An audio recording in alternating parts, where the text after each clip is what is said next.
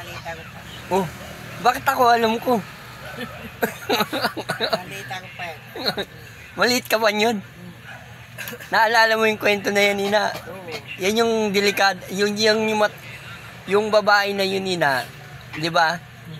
Na yung sa bote, nilagay niya sa bote, yun yung mga maitim na na Kuhan yun.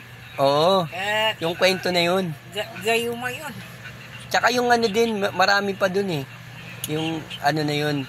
Kuhan, yung makapatay sa tao. Oo, yun. Yung ba, mabuti pa kung gayuma, kahit walang problema. Hindi gayuma yung makapatay sa tao yun. Eh, Initapon niya, oo. nakita niya doon sa bahay nila. Balik. Naalala mo yun? Oo. Oo, naalala ni Nino. Naalala ko. Bata pa siya. Bata ko pa yun. At hindi pa ako sinisilang. Bakit alam ko? Oo, initapon niya. Oo. Initapon. Doon sa bahay na nakita niya. Oo, nakita niya doon sa papanggaw nila.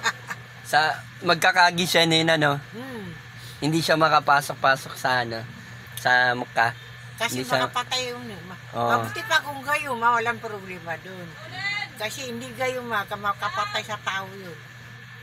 Yung panon, yun yung kwento na yun. Oh, wala dito.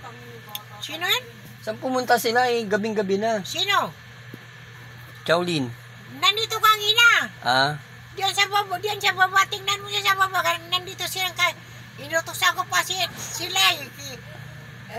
Para pabili ako sa luya. Yan, tingnan mo lang sa baba.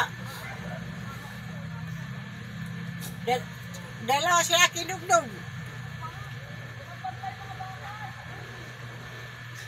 Ano? Tawagin mo. Ay, Wala, nakita na. si Gilny yun. Oh. Inutosan ko pa sa luya, mamili. Yun yung kwento na yun, naalala mo yun na.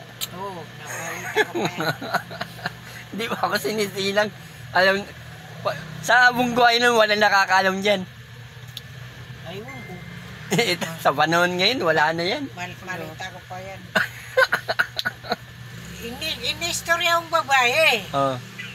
Sabi niya, nagpunta kami sa Mika, initapon namin, kaya itapon nila, inilimutan nila, kasi makapatay man. Initapon